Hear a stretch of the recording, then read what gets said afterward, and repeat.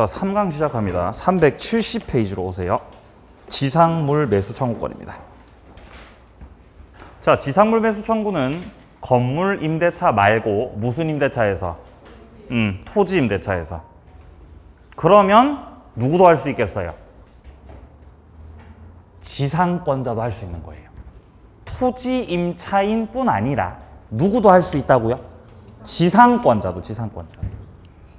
이 지상물 매수 청구가요. 뭐 지상물이라고 하면 시험에서 건물로 나옵니다. 건물. 토지 위에 있는 지상물은 대표적으로 건물이죠. 이 건물을 팔겠다고 매수 청구를 하는 겁니다.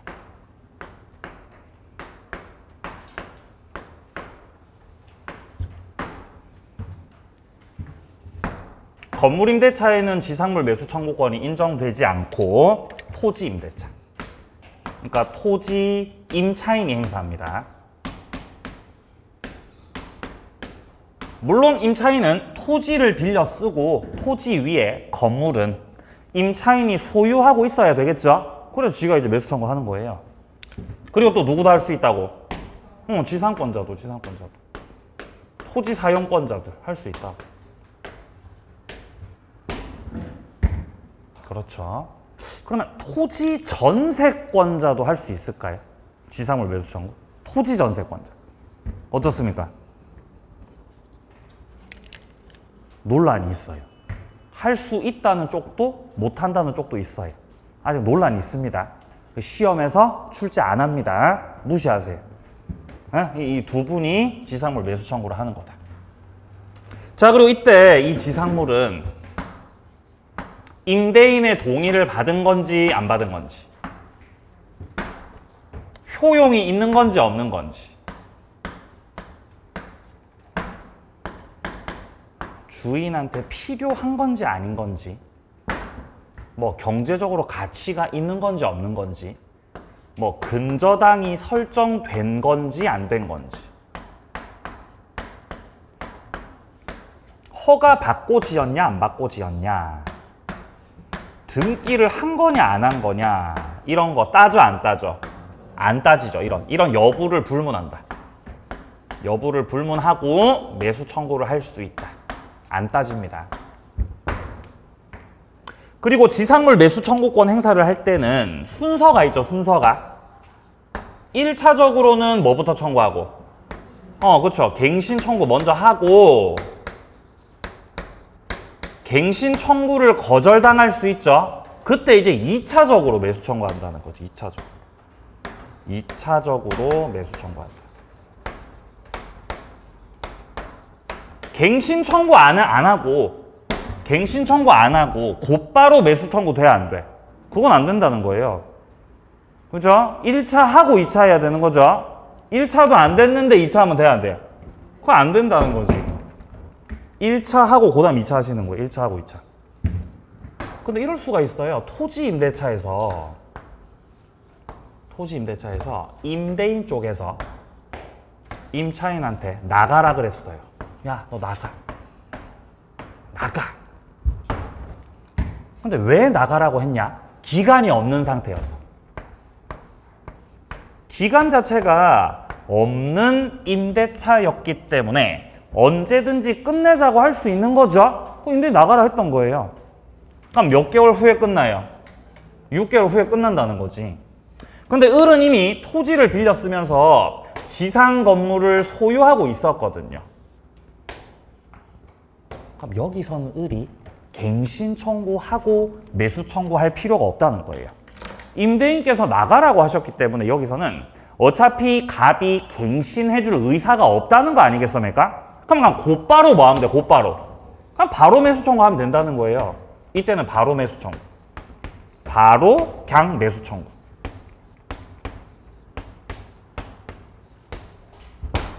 나가라 그러니까. 그렇죠? 우리도 1차 합격했으면 2차만 하면 되잖아요. 그랑 똑같아요.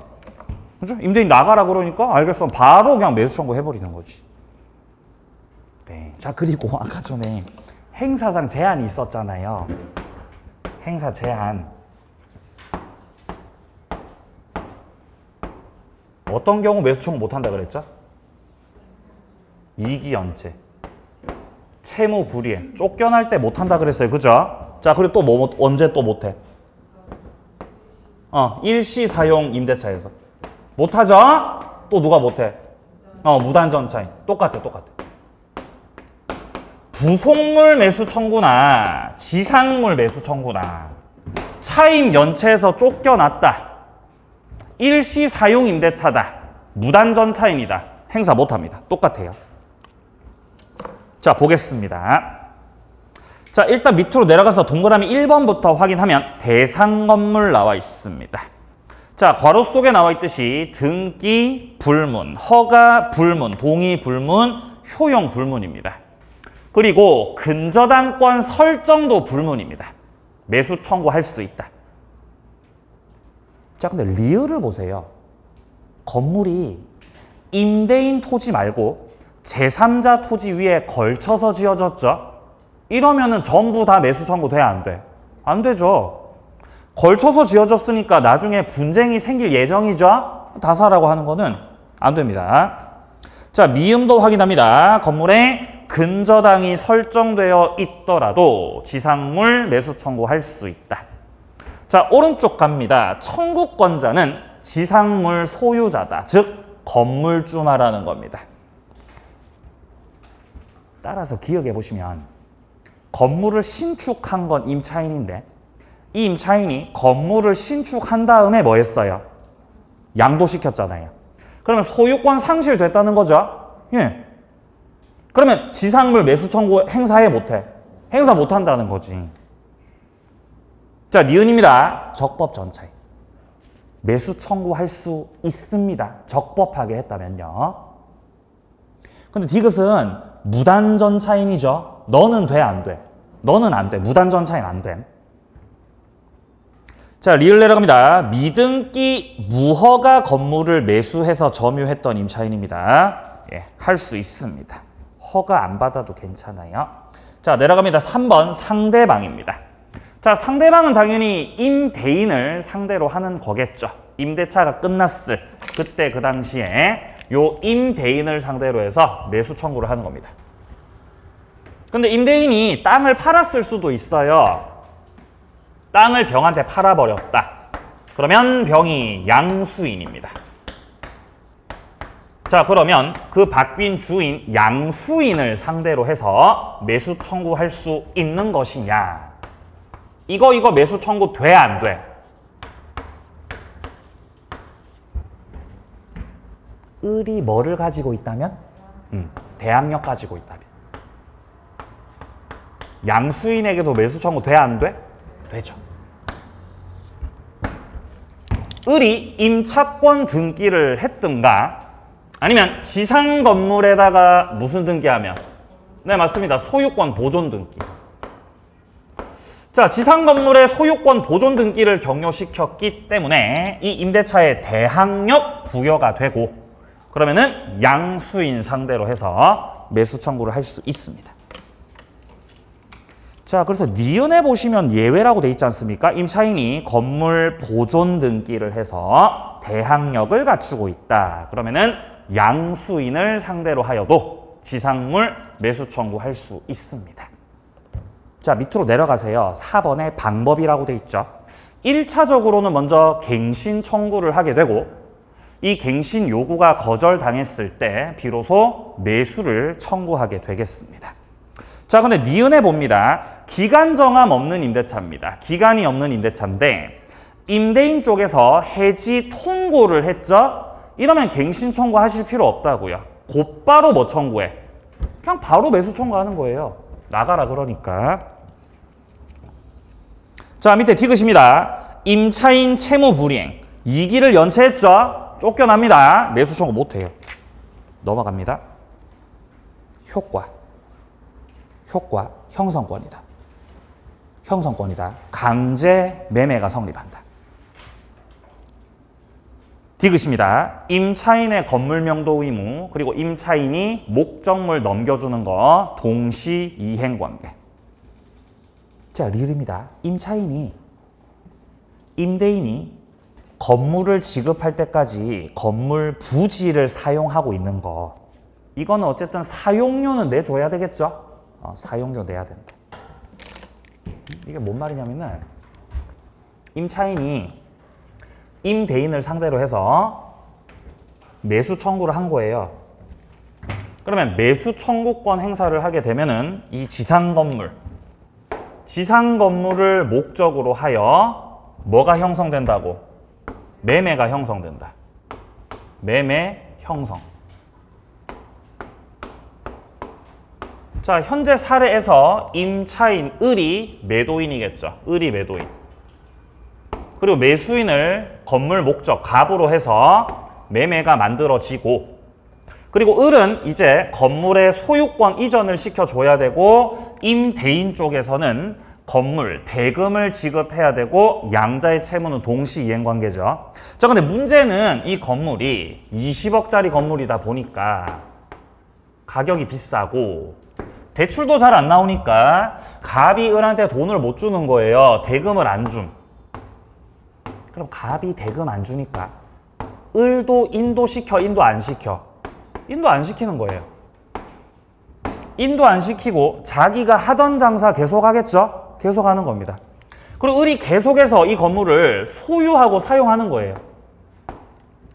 그럼 을이 이 건물을 소유하고 사용하다 보면 결국 갑의 땅도 사용하게 되는 거잖아요.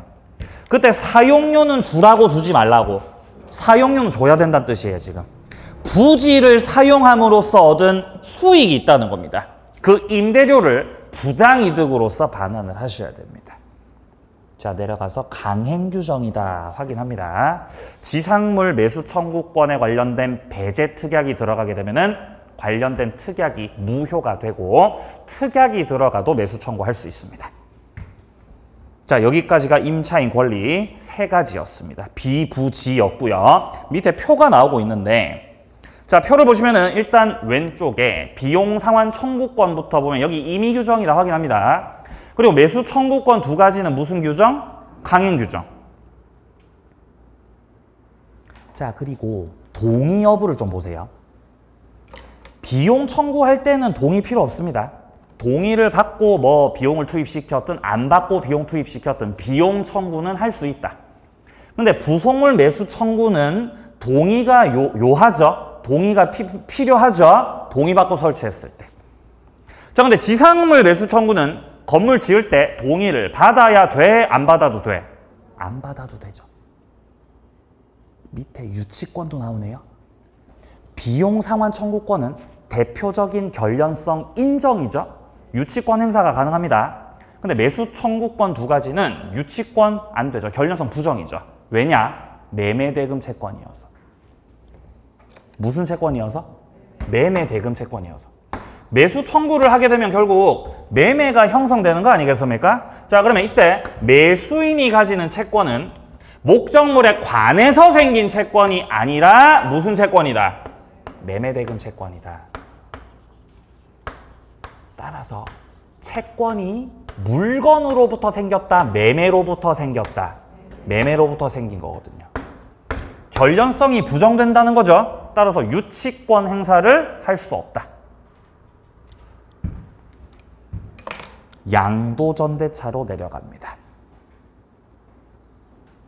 자, 밑에 도해를 확인하세요. 자, 지금 3사람이 등장인물이네요.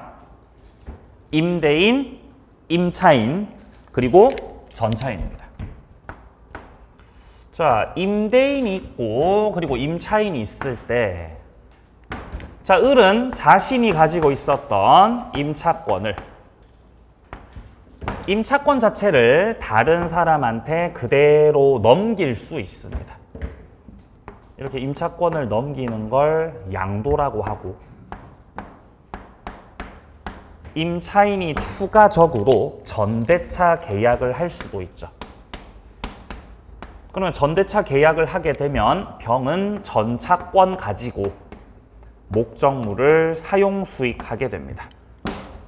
양도도 할 수 있고 전대차도 할 수 있는데, 어쨌든 이런 걸 하려면, 양도나 전대차를 하려면은 임대인으로부터 동의를 받아야 되죠. 동의가 필요합니다. 동의가 필요하다. 자, 동의가 필요함에도 을이 임대인으로부터 동의를 받지 못하고 있다. 동의를 받지 못한 채 양도나 전대차를 속행하였다. 강행하였다. 자, 이랬을 때 임대인의 동의를 받지 못했기 때문에 양도나 전대차는 효력이 있는 거예요, 없는 거예요? 유효예요, 무효예요? 유효죠. 동의 안 받아도 유효죠. 아니 선생님, 그러면 무단양도도 무단전대차도 유효라는 겁니까? 예, 유효라는 거예요. 단 지들끼리, 얘네들끼리 유효지. 얘네들끼리. 어차피 양도나 전대차를 한다는 거는 채권 계약을 한 거 아니겠습니까? 을하고 병끼리 약속한 거죠. 그거는 효력이 있다는 겁니다. 단 이 효력을 갑한테 주장을 해 못해. 주장을 못해요. 대항을 못합니다. 대항을 못해.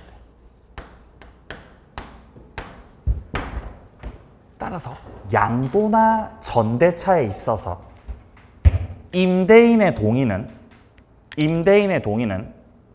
효력 발생 요건인 것이다, 대항 요건인 것이다. 대항 요건인 거죠. 맞나요? 동의를 받아야 뭐 할 수 있으니까? 대항할 수 있으니까. 대항 요건이죠.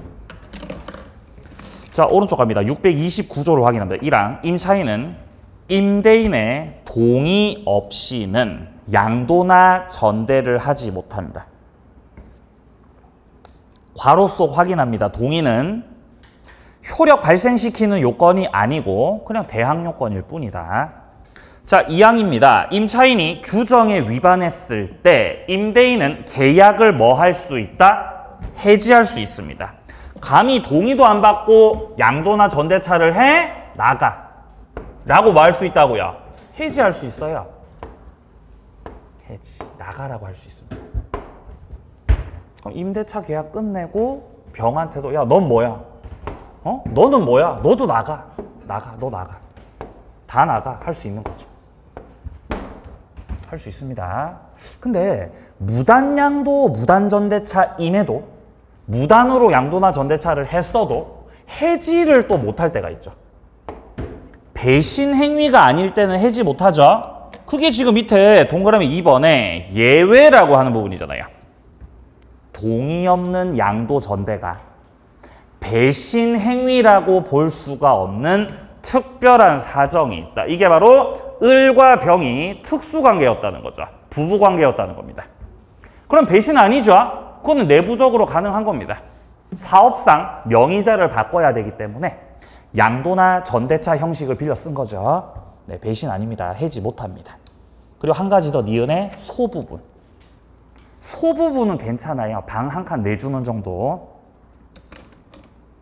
자, 내려갑니다. 양괄호 2번입니다. 임대인의 부당이득 반환 청구권입니다. 임대인 쪽에서 부당이득 반환 청구를 하겠다는 거는 지금 사용료를 달라고 하는 거거든요. 지금 동의를 받지 않고 무단으로 전대차를 했기 때문에 이 병이 무단전차인이죠. 그럼 병이 무단전차인이니까 무단전차인. 그죠? 갑이 병한테 나가라 그러는 거죠. 나가라고. 동의를 안 받았으니까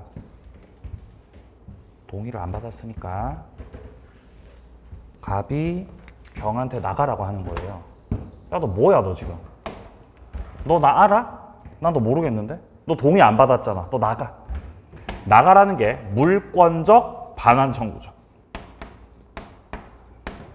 물권적 반환 청구할 수 있겠습니까? 이거 어떻습니까? 빨리 대답하세요. 이거 돼요, 안 돼요, 이거? 돼요? 됩니다. 을하고 임대차 해지해야 되는 거 아닙니까? 필요 없습니다. 을하고 해지를 하든 안 하든 물권적 청구권 행사는 할 수 있어요. 어차피 갑이 소유하고 있는 부동산이고 갑의 입장에서 바라봤을 때 병은 무단점유, 불법점유하고 있는 사람이죠. 그러니까 갑이 나가라고 할 수 있는 거예요. 단 여기서 갑이 병한테 돈 달라고 야 너 돈 가지고 와. 너 여기 사용한 지 몇 개월 됐어? 이러면서 사용료 달라고. 사용료를 달라라는 취지로 어떤 부당이득 반환 청구 혹은 손해배상 청구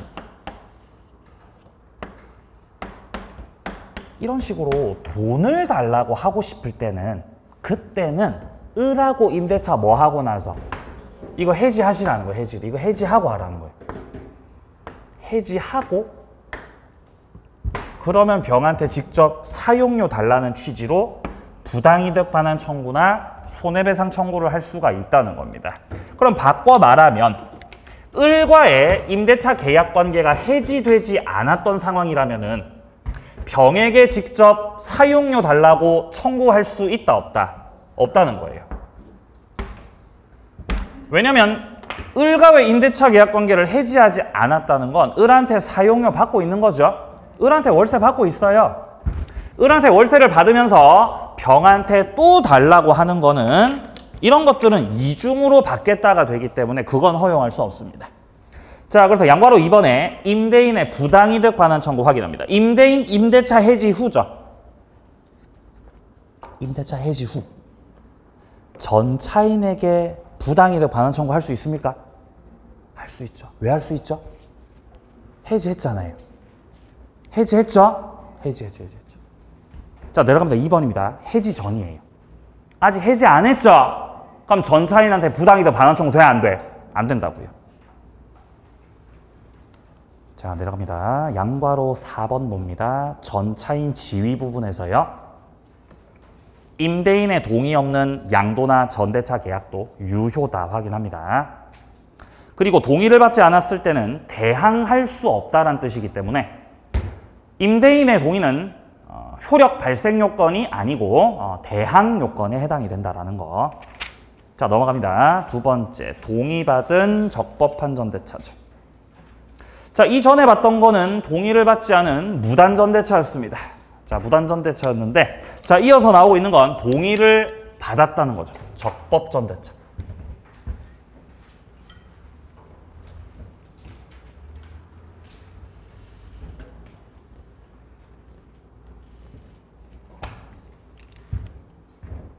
임대인,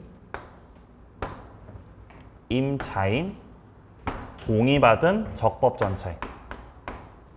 이때 적법전차인은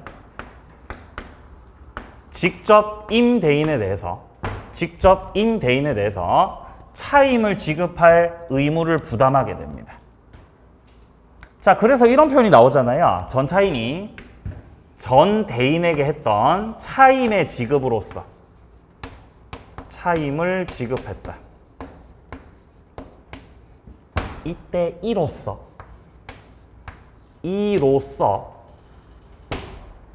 임대인에게 대항할 수 있는 거다 없는 거다? 없죠. 갑이 병한테 월세 내라고 했는데 병이 저 을한테 냈는데요? 라고 하면서 대항할 수 있다 없다? 없다고요. 그게 지금 동그라미 2번이에요.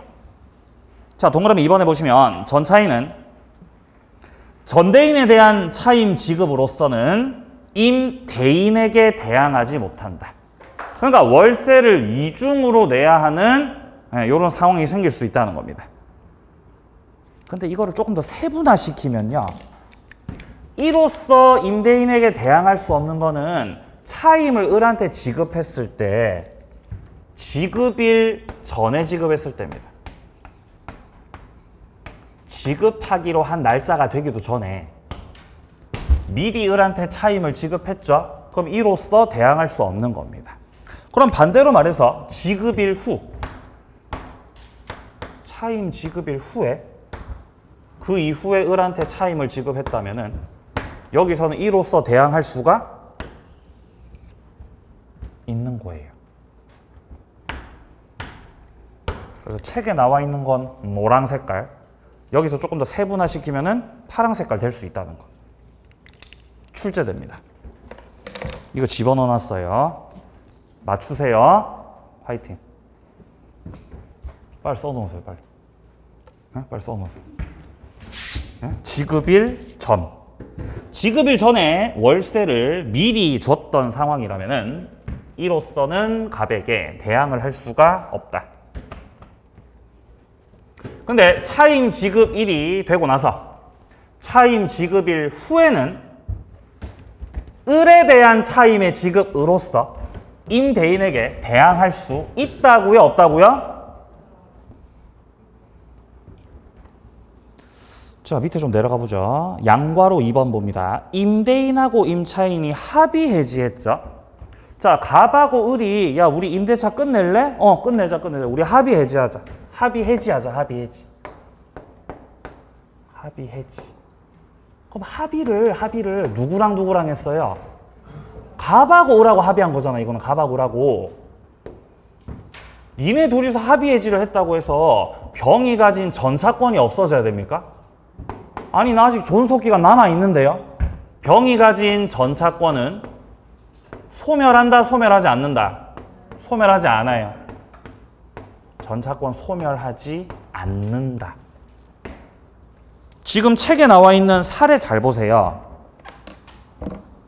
임차인이 임대인의 동의를 얻어서 5년 기간으로 전대차 했다고 나와 있잖아요. 지금 보시면. 자, 이때 임대인과 임차인이 합의를 통해서 1년 만에 임대차를 종료시켰죠. 그래도 아직 전차인은 기간이 남아있는 거죠. 전차권 소멸한다고 소멸 안 한다고? 소멸 안 합니다. 합의 해제를 해도. 자, 밑으로 내려갑니다. 자, 3번하고 4번은 지상물 매수 청구 그리고 부속물 매수 청구죠. 적법 전차인은 행사가 가능합니다. 자, 5번 내려갑니다. 기간 없는 임대차에서 임대인이 해지 통보를 한다. 이때는 통지를 해줘야 돼요. 기간이 없는 임대차라서 임대인이 임차인한테 이만 끝내자고 라고 하면서 해지 통보했다고. 해지 통보. 근데 야, 넌 뭐야? 너도 나가.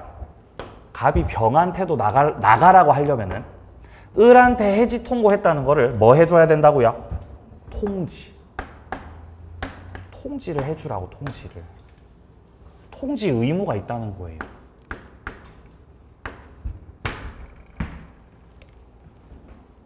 자, 그래서 밑에 이런 말이 나옵니다. 전차인에게 통지를 하지 않았다면, 통지 없이는 그 전차인에게 대항할 수가 없다는 거지. 뭐를 안 해서요? 통지를 안 해서. 자, 근데 밑에 비교 보세요. 임차인이 차임을 연체해서 임대인이 해지하는 거죠. 이건 경우가 달라요. 그냥 나가라고 한 게 아니라 얘가 연체를 해서 나가라 그랬잖아요.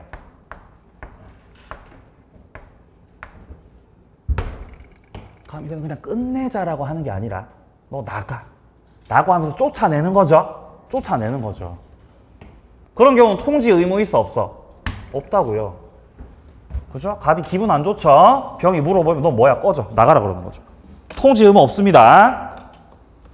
자, 한 번 더 말씀드립니다. 일단 기간 없는 임대차에서 그냥 정상적으로 해지 통보했을 때는 그 해지 통보를 병에게 주장하려면은 뭐를 해줘야 된다고요? 통지해줘야 된다고, 통지를. 근데 을이 뭐 했다면? 연체했다면. 그래서 쫓겨나는 상황이라면 그때는 통지해줘야 돼? 통지해줄 의무 없어? 통지 의무 없다고요. 통지 없이도 해지를 주장할 수 있습니다. 자, 여기까지 양도와 전대차였습니다. 자, 오른쪽 보시면 보증금 나오죠. 예, 시험에 안 나옵니다. 보증금은 무시하시고요. 그리고 밑에 4번에 보시면은 임대차 종료시 법률관계 나오죠. 다른 파트에서 다 다뤘던 내용들이니까 스스로 읽어보시기 바랍니다. 자, 그러면 이제 제4편으로 넘어가죠. 민사특별법으로.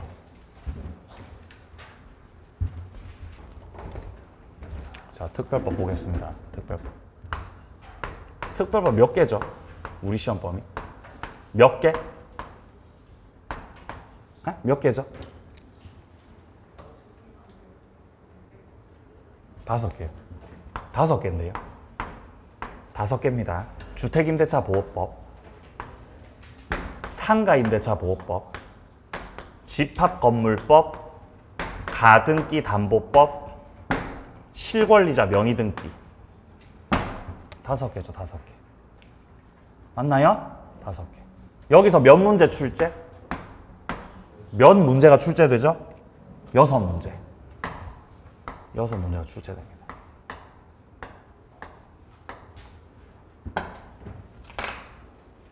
그럼 그 6문제 버려도 되는 거 아니야? 라고 생각하시는 분들 불합격합니다. 네. 내가 이 6문제를 버리기 위해서 그럼 6문제만 남겨놓고 그러면 여기 앞에 거 34개는 다 맞출 거예요? 다 맞출 수 있습니까? 그게 그렇게 안 될걸요. 특별법을 포기해가지고는 네, 합격하고 굉장히 멀어지게 됩니다. 특별법 포기하지 말고 잘 정리를 하시라는 말씀을 좀 드리겠습니다. 자, 그리고 지금 시기가 시기다 보니까 나는 이제 1차만 할 거기 때문에 이제 2차를 포기하겠습니다 라고 하시는 분들이 계세요. 근데 그분들은 너무 빨리 포기하시는 거죠. 지금 포기하시는 거는. 그분들이 과연 2차만 포기할까요? 저는 아니라고 생각해요. 시험을 포기합니다. 그분들은. 이미 진 거예요. 네? 이미 중개사 이 시험과의 싸움에서 져버린 거예요. 전의를 상실해버린 거지. 그래서 만약에 내가 2개를 다 해보다가 도저히 안 되겠다. 한 적어도 양심적으로 한 7월 가까이가 됐을 때, 지금 7월 가까이네, 그러고 보니까. 자, 그 정도가 됐을 때 모의고사를 딱 쳐봤는데, 야, 이건 도저히 답이 안 나온다.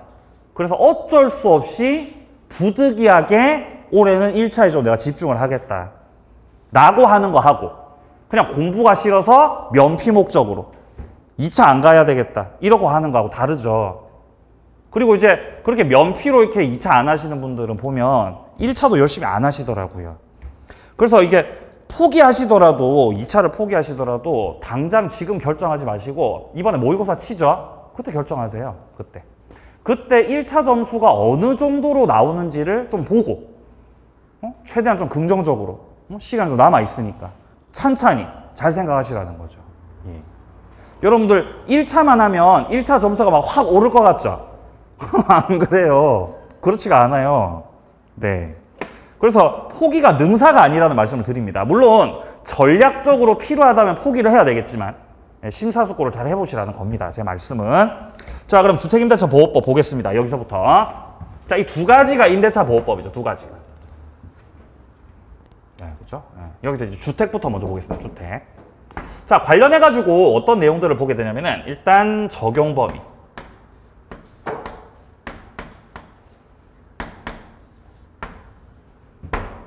배항력, 우선 변제권,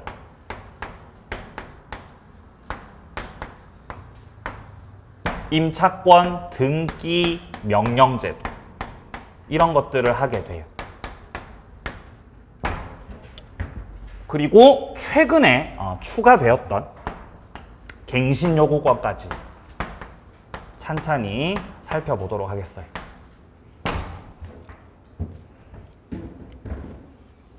자, 보겠습니다. 일단 1번입니다. 적용범위입니다.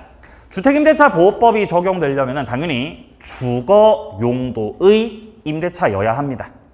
근데 주거 용도를 판단할 때는 공부상 기준입니다. 실제 용도 기준입니다. 네, 실제 용도 기준입니다. 동그라미 1번 확인합니다. 공부상 표시가 아니고 실제 용도로 한다. 2번입니다. 주된 용도가 주거용이죠. 그럼 적용됩니다. 일부를 비주거 용도로 쓰고 있더라도 주된 용도가 주거다? 그러면은 적용이 된다는 거죠. 자, 3번입니다. 사무실용 건물이었죠. 근데 주거 용도로 바뀌었죠? 적용됩니다. 5번에 보시면 일시 사용 임대차죠? 적용돼, 안 돼? 안 된다는 거지. 자, 내려갑니다. 2번입니다. 임차인이 전입 신고도 마쳤고 전세권 등기도 했다고 하죠. 그럼 2가지 지위 다 가지는 거예요. 자, 여기 세입자가 있어요. 자, 세입자 을이 현재 빌려 쓴 그 목적물이 주택이고 주택에 대해서 인도와 주민등록을 마쳤다면은 임차인으로서 임차권도 가지고 그리고 전세 계약을 했고 전세금도 냈다면은 전세권자 지위도 가지는 거죠. 두 가지 지위를 다 가지고 있는 거죠, 이러면. 자, 그러면 임차인으로서 목적물에 대해서 대항력이 있고 그리고 우선 변제 받을 수 있는 권리가 있죠.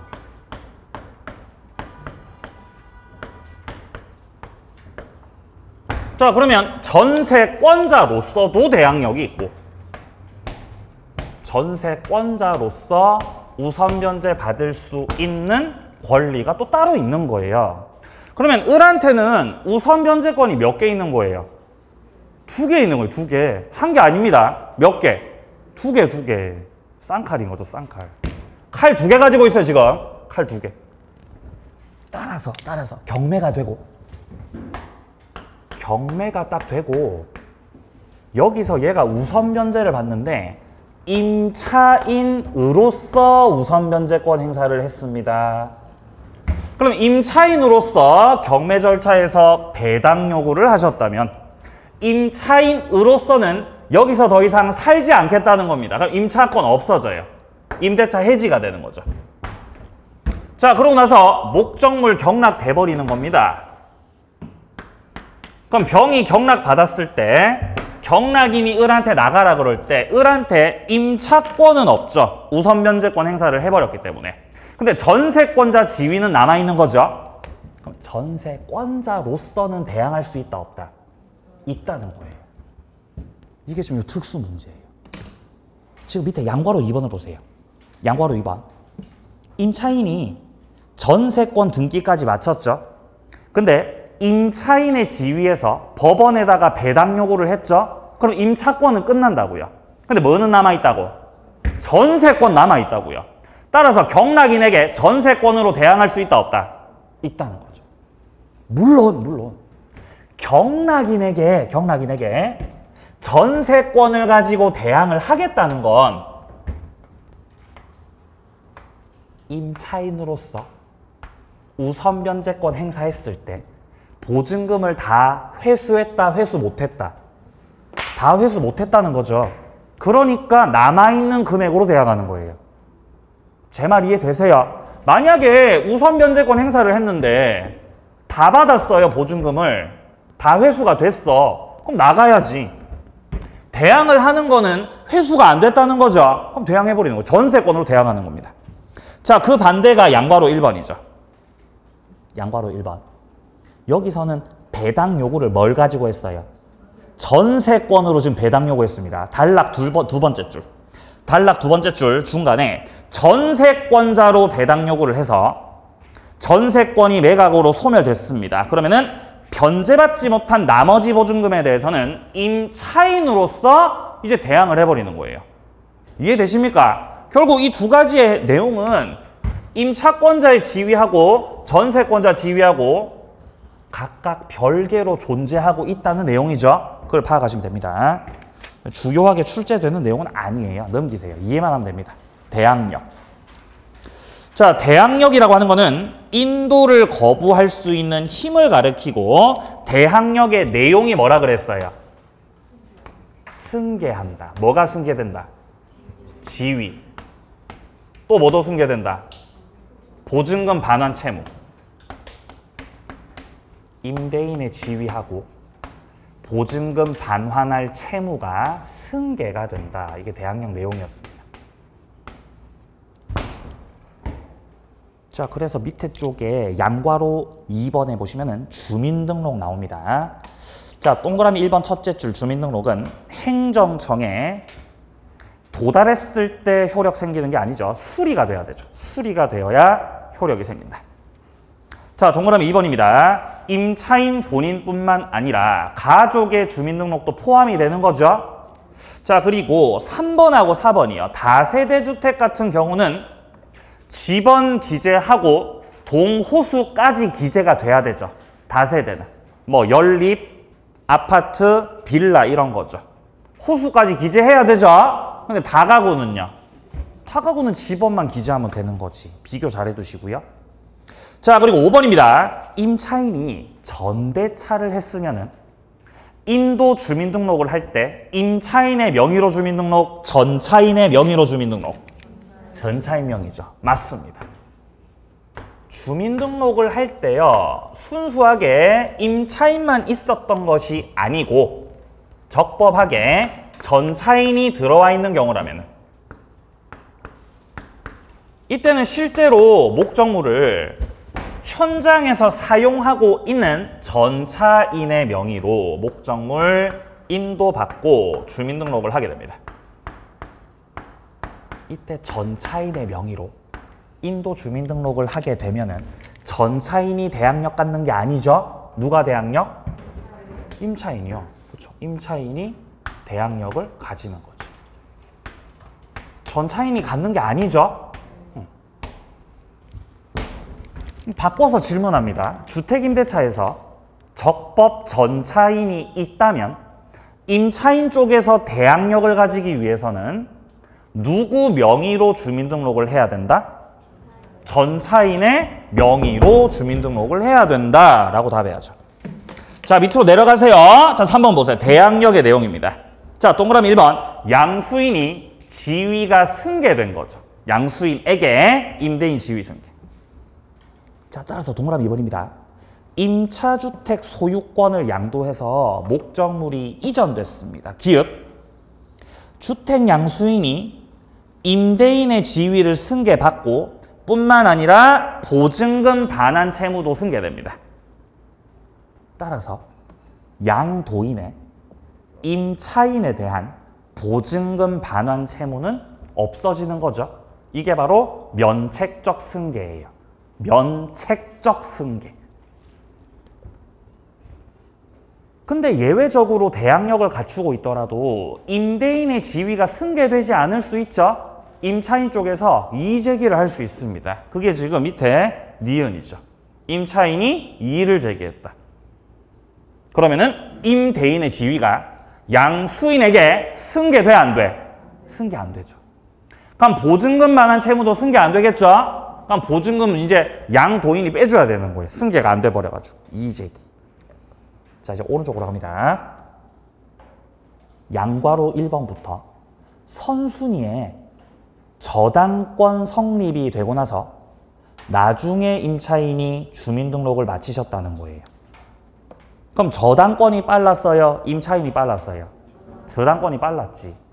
그럼 임차인은 대항력 있어 없어? 없는 거예요.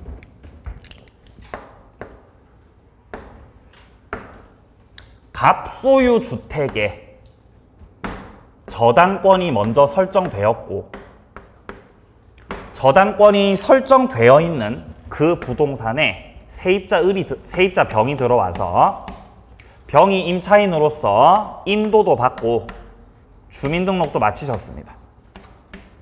자, 그러면 인도하고 주민등록을 마쳤다라는 거는 이 임차인이 대항 요건을 갖췄다는 거예요.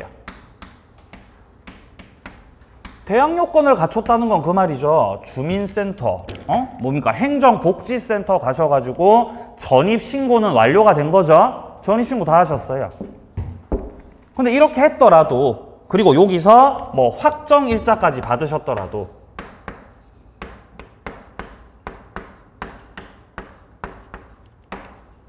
결국 갑소유의 이 주택이 경매가 된다면 목적물이 경매가 됐을 때 1순위 저당 같은 경우는 말소 기준 아니겠습니까? 소멸하죠. 그러면 임차권도 어떻게 돼요? 소멸하는 거예요. 임차권도 소멸. 그럼 대항 요건은 갖췄지만 결국 경락받는 사람이, 이 주택을 경락받는 사람이 새로운 소유자겠죠. 새로운 소유자 우리 경락인께서 나가라 그럴 때, 병한테 나가라 그럴 때 병은 대항할 수 있다, 나가야 된다. 나가야 되는 거죠. 그러니까 대항력은 있어 없어? 대항력이 없다는 거예요. 대항력은 없다. 대항력을 인정받으려면은 1순위여야 되는 거죠. 대항력이 없다는 거지. 대항 요건은 갖췄어요? 요건은 갖췄지. 전입신고는 했습니까? 그거는 했어요. 근데 대항력은요? 없다는 거지. 이거 표현이 좀 달라요. 대항 요건을 갖췄다라는 거는 주민등록을 했습니다죠. 근데 2순위이기 때문에 대항력은 있어 없어? 그거는 없다는 거지, 그거는. 자, 그럼 여기서 만약에 저당권이 실행되기 전에 임차인이 싹 변제를 해버렸어요. 돈을 갚아버리고 저당권을 말소시켜버렸어. 그럼 임차인이 1순위에 올라서는 거죠? 그럼 대항력 있어 없어? 있는 거 그럼 있는 거지. 1순위에 올라섰으니까. 이해되세요? 이해하는 거지. 좋아요.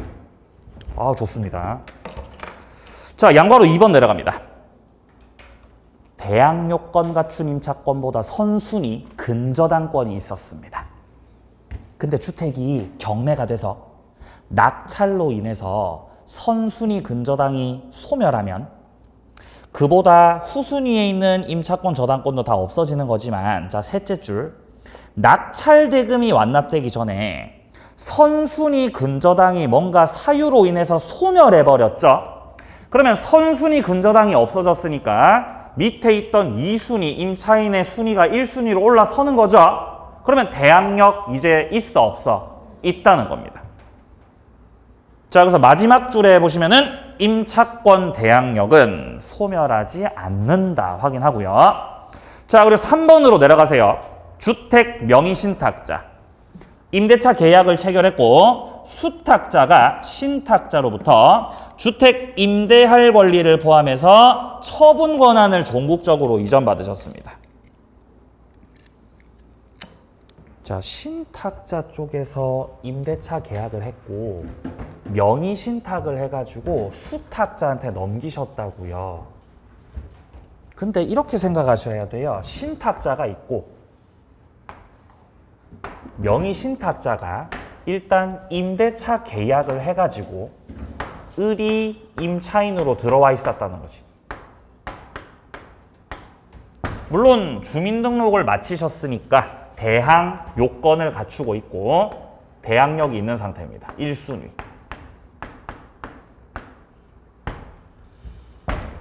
자, 근데 여기서 신탁자 갑이 명의신탁을 해가지고 수탁자한테로 명의를 옮겼다는 거예요. 명의를 옮겼다. 근데 명의신탁을 한 거니까 실질적으로 이거는 뭐 소유권 넘긴 건 아니죠. 명의신탁했다는 거는요. 근데 판례 문장을 잘 보면 명의신탁을 하면서 병한테 처분 권한도 넘겼다라고 돼 있습니다.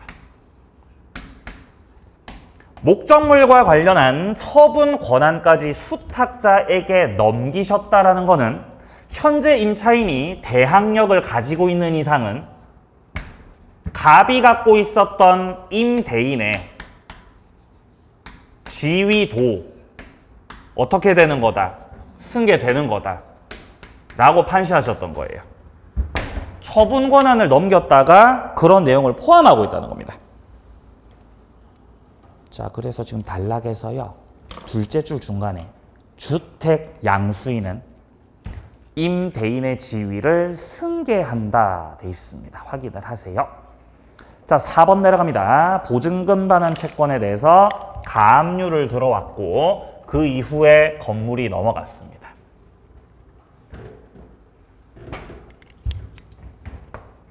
임대인이 있고 그리고 임차인이 있을 때,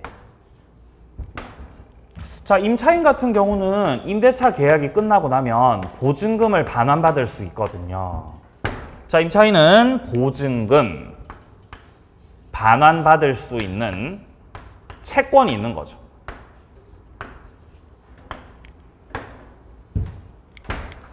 임대차가 딱 끝났던 거예요. 임대차가 다 끝이 났던 거예요. 근데 이거를 병이 보고 있었던 거예요. 병이 딱 보고 있었던 거죠. 병이 채권자거든요.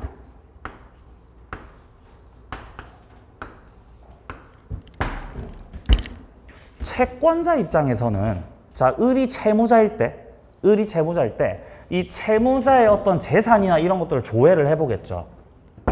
근데 돈 안 갚는 사람들은 이미 부동산이나 뭐 자동차나 이런 것들은 다른 사람 명의로 다 옮겨놨죠. 가족들 명의로 옮겨놨어요. 그래서 이분들이 한 번씩 간과하는 게 자기가 이제 임대차 끝나고 나면 보증금 받잖아요. 보증금. 그죠? 보증금.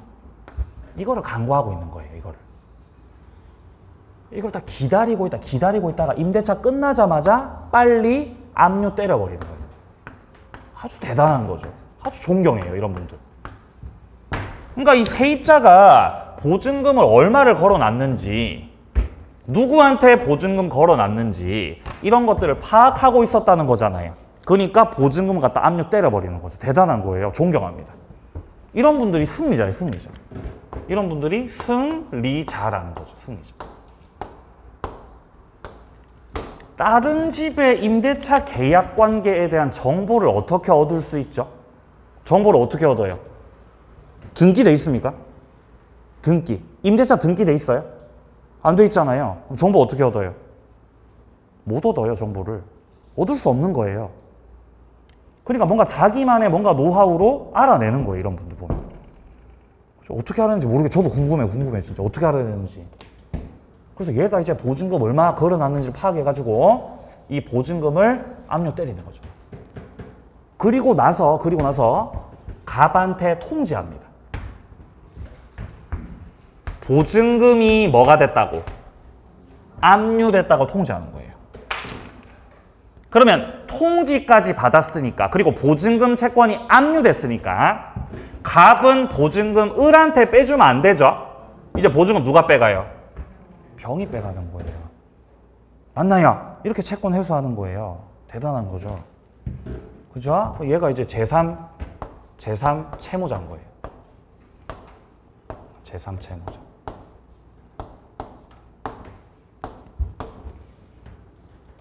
그럼 갑이 여기서 이 상태에서 이 주택을 또 팔면, 팔아서 소유권을 얘한테 넘기면